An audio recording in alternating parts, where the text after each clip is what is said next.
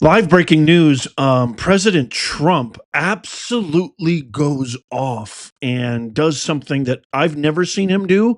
And I've never seen a president of the United States ever say this to the media. I can honestly say this is the angriest I have ever seen our president. And let me give you a little bit of context. The roller coaster continues, right? So, yesterday, Iran retaliated to us dropping bombs on their nuclear sites. Obliterated is kind of the word of the week. And then it was supposedly all rehearsed and they pre planned and they gave notice. And I did a whole video on this yesterday. I know a lot of you guys were just as confused as I was. And then President Trump declares that it's all over. There's a ceasefire. Iran and Israel has agreed. We have peace. Let me share with you a couple of Truth Social statements that he posted yesterday. Here, check this out. So President Trump posted this on Truth Social saying, "Congratulations to everyone. It has been fully agreed by between Israel and Iran that there will be a complete and total ceasefire in approximately 6 hours from now when Israel and Iran have wound down and completed their in progress final mission." So, right off the bat, and again, please prove me wrong. Say, Nez, you're wrong. I've always said this.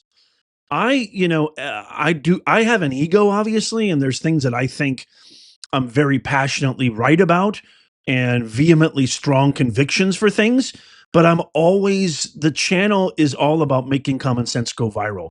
So honesty and the truth is always at the forefront.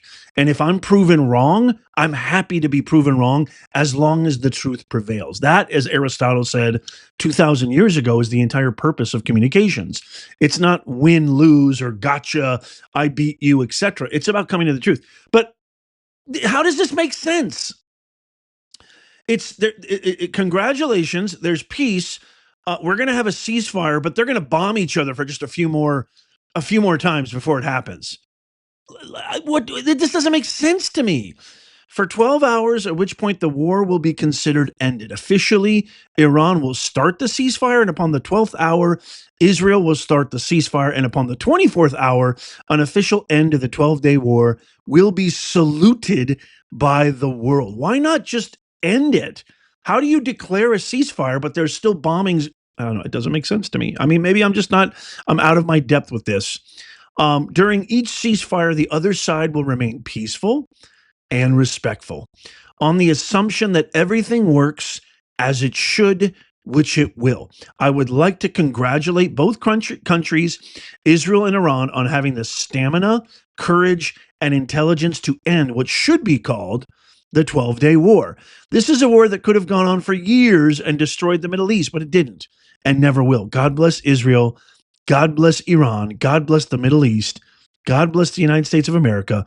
And God bless the world. And then late Monday, today's the 24th, Iran broke the ceasefire. Israel broke the ceasefire. Israel got really pissed off and they started bombing. Trump posted this: Israel, do not drop those bombs. If you do, it is a major violation. Bring your pilots home now. Donald J. Trump, President of the United States. And then something I've never seen before, I've never seen Trump this angry, saying this to the media: I have to give you warning. There is some pretty choice, explicit language. So if you're not somebody who's a fan of that, or maybe you have young ones around, you're listening to this in the car, watching this on TV, whatever, and you've got people who are sensitive around you, or you yourself are sensitive, I'm going to play the entire video unedited, raw. But I just want to give you fair warning, I'm about to play it right now. So either click mute or do what you need to do to protect yourself. I gave you warning. Here is the video. Israel says that Iran violated the peace agreement and the ceasefire agreement. Do you believe that Iran is still committed to peace?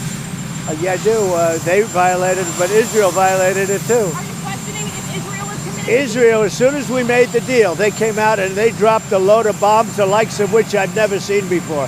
The biggest load that we've seen. I'm not happy with Israel. You know, when I say, okay, now you have 12 hours, you don't go out in the first hour and just drop everything you have on them. So I'm not happy with them. I'm not happy with Iran either. But I'm really unhappy if Israel's going out this morning because the one rocket that didn't land, that was shot, perhaps by mistake, that didn't land. I'm not happy about that. You know what? We basically have two countries that have been fighting so long and so hard that they don't know what the fuck they're doing. Do you understand that? Do you have a response to Iran? Wow, wow, wow. I don't know about you, but I have never, ever seen our president that upset. You know, I found the whole thing odd yesterday. I said this in my video yesterday that I'm not for war. I'm not for blatant, intentional regime change. But the preemptive strike happened. The war between Israel and Iran began, and probably began a long time ago. We had an opportunity. I don't think you can trust these zealots. The Iranian people and the American people have a lot in common. They're sick and tired of these tyrannical, terrorist supporting, highly dogmatic Stone Age zealots who are in control. Reza Pahlavi is ready, the crown prince, to come back and restore the jewel of the Middle East back to the way it was. I found the whole thing very suspicious yesterday. So before you call me a warmonger, I just think we should have done, I don't think we did enough. And I think this maybe proves it. But I'd love to get your thoughts on this. I'm happy to be wrong. I'm always happy to be wrong. I'm always on the side of peace. I'm always on the side of no violence. I'm always on the side of diplomacy. But sometimes you got to do what you got to do. And so that's the way I feel. On another note, the Democrats are proving to be the most soulless, malnourished, desolate human beings on planet Earth. While all this is going on, the Democrats are introducing, with Al Green and AOC, etc., new articles and calling for impeachment of President Trump, which is an absolute travesty. And I just wanted to share this before we go. Trump posted this: stupid AOC, Alexandra Ocasio-Cortez, one of the dumbest people in Congress, he's absolutely right about that, is now calling for my impeachment, despite the fact that the crooked and corrupt Democrats have already done that twice before. These guys are just monumental losers. They have the lowest approval rating in the history of U.S. American politics, and you're tripling down on everything that got you here? They're, losers. Once a loser, always a loser. And loser mentality begets more loser mentality. The reason for her rantings, President Trump continues, is all of the victories that the USA has had under the Trump administration. The Democrats aren't used to winning, and she can't stand the concept of our country being successful again. He's absolutely right about that. When we examine her test scores, we will find out that she is not qualified for office, but nevertheless, far more qualified than Crockett, 100%, who is seriously low IQ individual, or Ilhan Omar, who does nothing but complain about our country. Yet the failed country that she comes from doesn't have a government, is drenched in crime and poverty, and is rated one of the worst in the world, if it's even rated at all. How dare the mouse, quote unquote, tell us how to run the United States of America? We're just now coming back from that radical left experiment with Sleepy Joe, Kamala, and, quote unquote, the auto pen in charge. What a disaster it was. He's so spot on. This is Trump at his best. AOC should be forced to take the cognitive test that I just completed. Yeah, at Walter Reed Medical Center as part of my physical. As the doctor in charge said, President Trump aced it, meaning I got every answer right. Instead of her constant complaining, Alexandria should go back home to Queens, where I was also brought up, and straighten out her filthy, disgusting, crime-ridden streets in the district she represents, and which she never goes to anymore. She better start worrying about her own primary before she thinks about beating our great Palestinian senator, crying Chuck Schumer, whose career is definitely on very thin ice. She and her Democrat friends have just hit the lowest poll numbers in congressional history, so go ahead. Try impeaching me again. Make my day. I love it. I absolutely love this, Trump. This is my guy who I voted for, right? We love you, President Trump. That was amazing. By the way, free poll. I'm really curious. Sincere question. This is a sincere question. Let me know in the comments. This one, actually, I'm very, very happy to be proven wrong about. Have you ever heard any of these people say, on the record, off the record, I love America. AOC, Schumer, Pelosi, Madam Ghetto Crockett, Letitia James, Ilhan Omar. I mean, find me footage of her saying, I love America. Have you ever heard chants of USA, USA?